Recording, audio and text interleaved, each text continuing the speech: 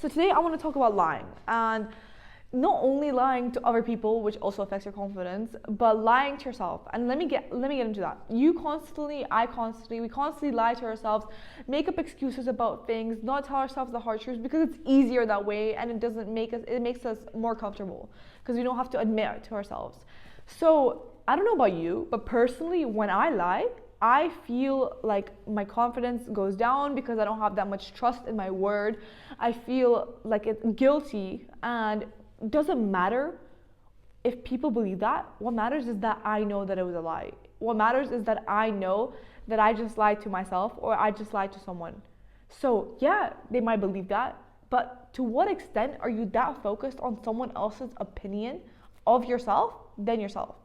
Because the biggest thing you can have going for yourself is how you view yourself and your perception of yourself. If your perception of yourself is higher, you tend to not let people disrespect you more. You tend to not people please as much, and conversely, the opposite same. If you have a lower confidence, you let people disrespect you more.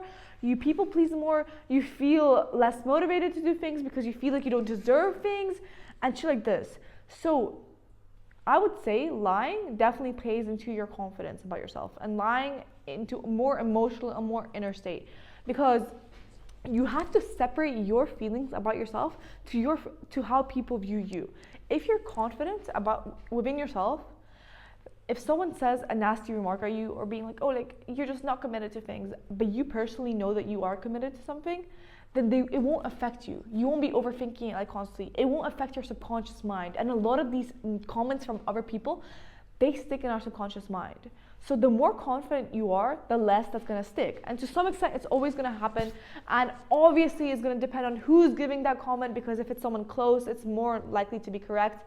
And you shouldn't just say like, oh, I know myself the most. Like, I'm not gonna take criticism from anyone else, because that's also a wrong mindset, and you should be seeking to take criticism, but it has to be constructive criticism and not bullshit like, oh, like you need to fix this, you need to like change your nose or something. Like, this is not really constructive. It's not really helping me mature internally. So lying, being honest with yourself is very hard, because you don't even realize when you're lying to yourself at this point. A lot of the actions we do, a lot of the thoughts we have are automatic, built from our childhood. So you don't even realize when you're lying. And one way you can realize that is by actually analyzing your actions and what you do. So here's the thing. If you say you're gonna stick to a nutrition plan, if you say you're gonna stick to doing a set limited of physical activity per week, and you don't do that, your action is that you didn't go to the gym 5 times a week. What this means is that your actions should back up who you say you are as a person. And when they don't back up, that's when you should analyze it and be like, okay, what was the reason for me not going? And when you come to these reasons, you just realize that it's about what you prioritize. Do you prioritize your health, nutrition? Do you prioritize your relationships and things? And it's hard to prioritize everything, because you're gonna have to pick and choose what's most important and what's least important. And yeah, this is a lot of information right now. And if you want, I could make a deeper video diving into prioritization and what you should be prioritizing based on the stage of your life. And I do want to put it out there. I'm still learning as a person, and I'm still going through these things and even prioritizing. I see myself sometimes doing tasks which are like what am I doing? Like, I could be doing something else. And then it's this whole idea of productivity and how even doing these little tasks could still be productive. I know I'm going from topic to topic right now, but just understand I'm still learning as a person, but this is just things that I've picked up on. And back to lying, because I think I went off topic like 4 or 5 times right now.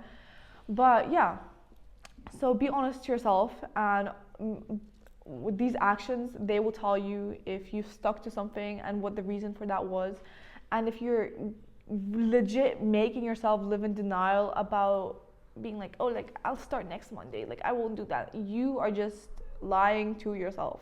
Just ask yourself how it makes you feel when you lie to someone. And if you, most of the time, this is with habits, when you start realizing how it makes you feel, then these habits, we tend to not stick to them. Like, we tend to not stick to habits that make us feel uncomfortable. So yeah, acknowledge how that makes you feel and then go from there. If you're okay with lying, then you're okay with lying. Just analyze why you are lying to yourself. Start from there. This is the first step. And then how that makes you feel. When you start acknowledging your lies to yourself and to other people, it gives you space to change in a way, because it makes you realize that, okay, this is what I'm missing.